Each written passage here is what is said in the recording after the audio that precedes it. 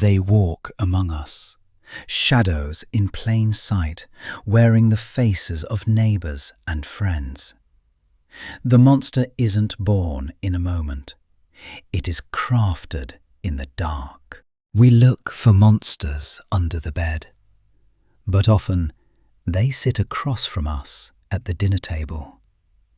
They smile, they nod, but behind the eyes, something is missing. Before the first headline, before the sirens, there are whispers. Small cracks in the human facade that reveal the terrifying void growing underneath. Psychologists whisper about a triad of warning signs, the earliest indicators of a soul unraveling. The first is a chilling practice of power over life.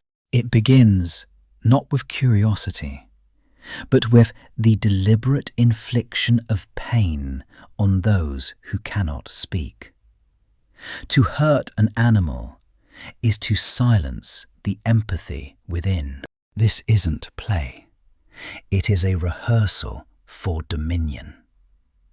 They learn that their hands can dispense suffering, feeling a terrible rush of control in a chaotic world. Then there is the fire, not just the flame, but the godlike power of destruction.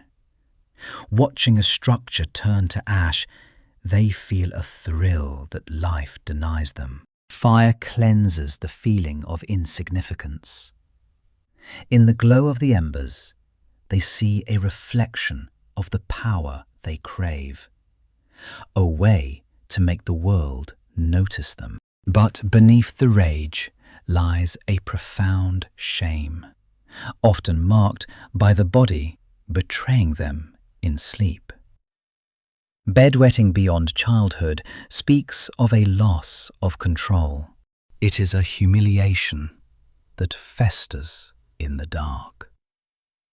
The child feels powerless in their own skin, and from this deep wound of shame, a callous armour begins to form. This triad is the soil in which the darkness takes root. But the true danger grows in the silence of their emotional world, where empathy should reside. Imagine looking at suffering and feeling nothing. No flinch, no sorrow, just a cold observation, like a scientist watching a specimen under glass. They learn to ask what is wrong, not because they care, but because they have memorized the script of humanity. They are actors on a stage of their own. Their emotions are shallow waters, ripples that never touch the bottom. Anger flares and vanishes. Happiness is a mask worn to put others at ease. When they smile, the warmth never reaches their eyes. It is a performance of joy, a calculated gesture to blend into a world they do not truly inhabit. Perhaps the most chilling sign is the absence of remorse. When caught, they do not feel guilt. They only feel the annoyance of having been interrupted. Apologies are strategic maneuvers, not confessions of regret. They say, "I am sorry," the way one moves a chess piece, simply to remain in the game. As the internal void grows, so does a fascination with the macabre. Death becomes an obsession, a dark riddle they feel compelled to solve or master. While other children dream of life, they fantasize about its end. They wonder what it feels like to watch the light leave, to hold the moment of finality. This obsession drives them into isolation. They withdraw not because they are shy, but because people are distractions from their rich, dark inner life. In the solitude of their rooms, they build empires of fantasy. There they are not ignored or humiliated. There they are the masters of life and death. To protect this world, they build a fortress of lies. Pathological deception becomes their second language, rewriting reality to suit their needs. They lie when the truth would be easier, simply to prove they can control your perception. Every deception is a small victory over the reality you share. The need for control begins to bleed outward.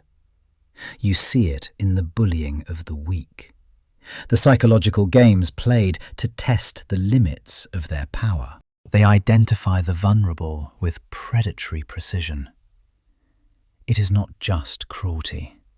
It is an experiment in dominance, seeing how far a human spirit can bend. Watch how they react when plans change. The loss of control triggers a disproportionate rage, a glimpse of the chaos they are desperately trying to cage. This need for dominance often finds a focal point in weapons. A knife or a gun is not just a tool, it is a talisman of the power they feel denied. They collect them, hide them, caress them. The weapon becomes an extension of the self, a promise that one day they will not be the helpless one. But the most dangerous camouflage is the mask of the perfect child. Polite, charming, helpful, the one no one would ever suspect of harboring darkness. This perfection is a defense mechanism. By being exactly what adults want, they deflect scrutiny, buying time to nurture the monsters growing inside. We often find that the biology of the brain plays a tragic role. Trauma to the head, damage to the impulse centers can sever the brakes on their rage. It is not an excuse, but a piece of the puzzle. The machinery of empathy is broken, leaving raw impulse to run wild without the check of conscience. And almost always, there is the shadow of the origin story. Severe abuse, profound neglect. The monster is often a child who was broken first. Abuse teaches them that love is pain. Neglect teaches them that they are invisible. The emptiness fills with a cold rage that demands to be heard. Jung spoke of the shadow self, the dark container for all we deny. For them, the shadow consumes the host until there is no light left to hold it back. The path to the first kill is paved with rehearsals. It moves from fantasy to small acts, crossing boundaries that can never be uncrossed again. Each transgression makes the next one easier. The taboo fades, replaced by the addictive rush of the act. They are training themselves to be inhuman. They live in a state of cognitive dissonance. And so do we. We refuse to see the signs, because the truth is too terrifying to hold in our minds. We say, "He was so quiet. He was so polite." We cling to the mask, because acknowledging the monster means admitting we looked, but did not see. The tragedy is that the signs are there, screaming in silence. The cruelty, the lies, the isolation, they are a language we have forgotten how to read. Modern profiling tries to decode this language.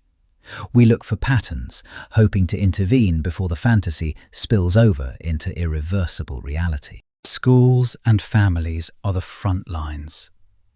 Seeing the wounded child behind the scary behavior is the only way to stop the cycle before it completes. But here lies the uncomfortable truth that haunts us. Not every damaged child becomes a killer, and not every killer comes from a broken home. It is a perfect storm of biology, environment, and choice. A tragic alchemy that turns human potential into a destructive force of pure darkness. We must understand that evil is not always a foreign invader. Sometimes it is a homegrown weed, nurtured by indifference and watered by our denial. The mirror they hold up to society is cracked.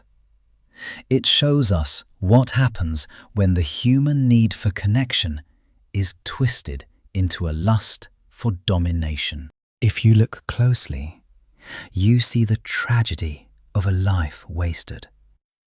Every killer was once an infant who needed warmth, a child who looked for a hand to hold.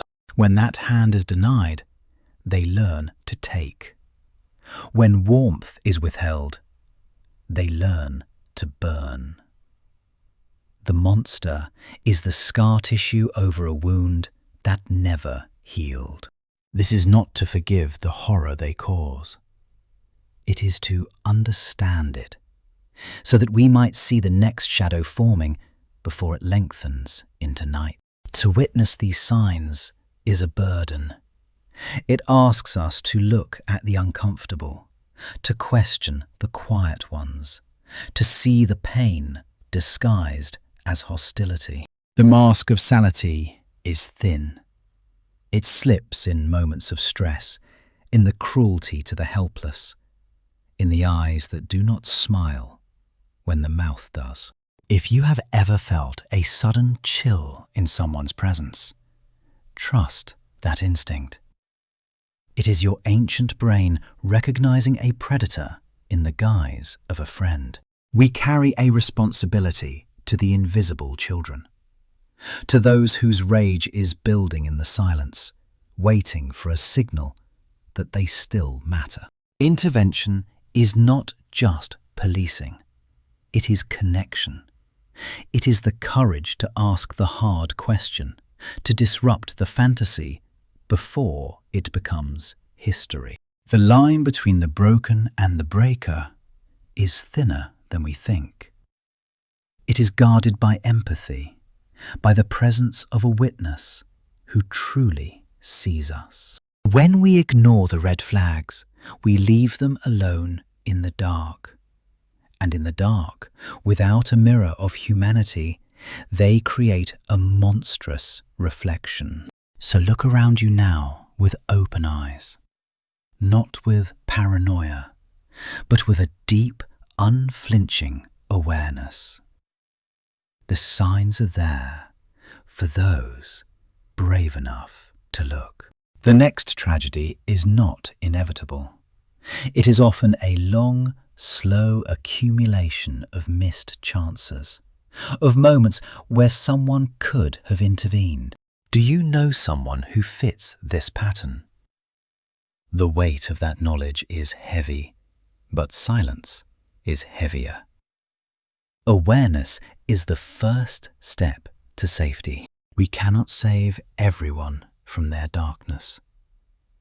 But by refusing to look away, by naming what we see, we might just keep the shadows from spreading.